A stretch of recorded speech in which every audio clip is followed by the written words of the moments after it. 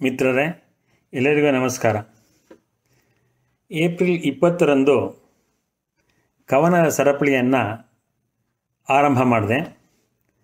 ಆದರೆ ಇಂಥ ಒಂದು ಅದ್ಭುತವಾದ ಯಶಸ್ಸು ಕವನದ ಸರಪಳಿಗೆ ಸಿಗುತ್ತೆ ಅಂಥೇಳಿ ನಾನು ಭಾವಿಸಿರಲಿಲ್ಲ. ನಮ್ಮ ವೇದಿಕೆಯಲ್ಲಿ ಬಹಳ ಪ್ರತಿಭಾನ್ವಿತರಾದಂಥ ಸದಸ್ಯರಿದ್ದಾರೆ. ಈಗಾಗಲೇ ತಮ್ಮದೇ ಆದ ಕ್ಷೇತ್ರಗಳಲ್ಲಿ ಬಹಳ ದೊಡ್ಡ ಹೆಸರು ಮಾಡಿರ್ತಕ್ಕಂಥ ಸದಸ್ಯರಿದ್ದಾರೆ. ಅವರ ಜೊತೆಗೆ ಈಗ ಪುಟ್ಟ ಪುಟ್ಟ ಹೆಜ್ಜೆಯನ್ನು ಇಡ್ತಾ ಇರತಕ್ಕಂಥ ಅನೇಕ ಸದಸ್ಯರು ಇದ್ದಾರೆ. ಸಾಹಿತ್ಯ ಎಲ್ಲರಿಗಲ್ಲ ಅನ್ನುವ ಮಾತನ್ನು ನಾನು ಒಪ್ಪುವುದಿಲ್ಲ. ಸಾಹಿತ್ಯ ಎಲ್ಲರಿಗೆ, ಎಲ್ಲರೂ ಕವಿಗಳು, ಇದು ನನ್ನ ಭಾವನೆ. ಈಗ ನೋಡಿ, 160 ಜನ ನಮ್ಮ ವೇದಿಕೆಯಲ್ಲಿ ಇವತ್ತಿದ್ದಾರೆ. ಅದರಲ್ಲಿ 88 ಜನ ಕವಿತೆ ಬರೆದಿದ್ದಾರೆ ಅಂದರೆ ಇದು ಎಂಥ ಆಶ್ಚರ್ಯ! ಎಷ್ಟು ಹುಲುಸಾದಂತಹ ಕಾವ್ಯದ ಬೆಳೆ ಮತ್ತು ಎಷ್ಟೊಂದು ವೈವಿಧ್ಯ! ನಾನು ಎಲ್ಲವನ್ನು ಹೇಳೋಕ್ಕೆ ಹೋಗೋದಿಲ್ಲ. ಎಷ್ಟೊಂದು ವೈವಿಧ್ಯ. ಕೆಲವರು ನಾವು ಮೊದಲನೇ ಸತಿ ಕವನ ಅಂತಾರೆ, ಕೆಲವರು ಹಿರಿಯರು ಈಗಾಗಲೇ ಕೆಲವು ಇದನ್ನು ಸಾಧನೆ ಮಾಡಿದ್ದಾರೆ, ಅಂಥವರು ಇದ್ದಾರೆ.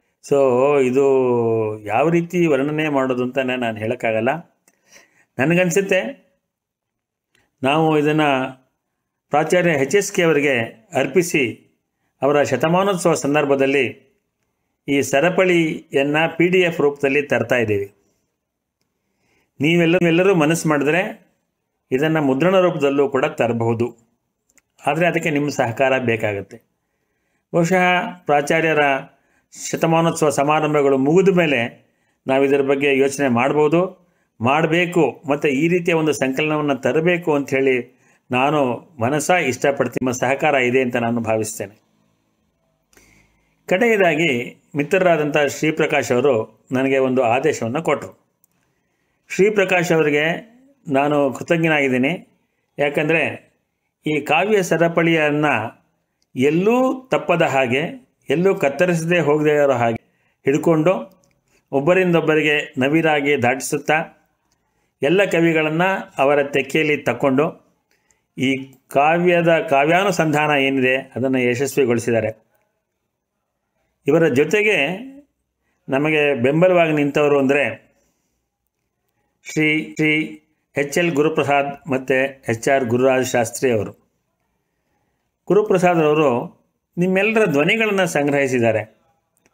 ಇದೊಂದು ಅದ್ಭುತವಾದ ಕ್ರಿಯೆ, ಧ್ವನಿ ಕವನ ಸಂಕಲನ. ಅದನ್ನು ಕೂಡ ಬಿಡುಗಡೆ ಮಾಡಬೇಕು ಅನ್ನೋ ಒಂದು ಆಸೆ ನಮಗೆ. ಅದರ ಜೊತೆಗೆ ನಮ್ಮ ಗುರುರಾಜ್ ಶಾಸ್ತ್ರಿ ಅವರು ವಿಡಿಯೋ ಸಂಕಲಿಸ್ತಾ ಇದ್ದಾರೆ. 45 ಜನ ಕೊಟ್ಟಿದ್ದಾರಂತೆ, ಇನ್ನೂ ಕೆಲವರು ಕೊಡಬೇಕು. ಅದನ್ನೆಲ್ಲ ಸೇರಿಸಿ ನಾವು ಒಂದು ವಿಡಿಯೋ ಸಂಕಲನವನ್ನು ಕೂಡ ಮಾಡಬೇಕು ಅಂತಕ್ಕಂಥ ಒಂದು ಆಸೆಯನ್ನು ಇಟ್ಕೊಂಡಿದ್ದೇವೆ. ಹೊರಗೆಲ್ಲ ಕೊರೋನಾದ ಕಾವಳ ಕಾಡ್ತಾ ಇದ್ದರೆ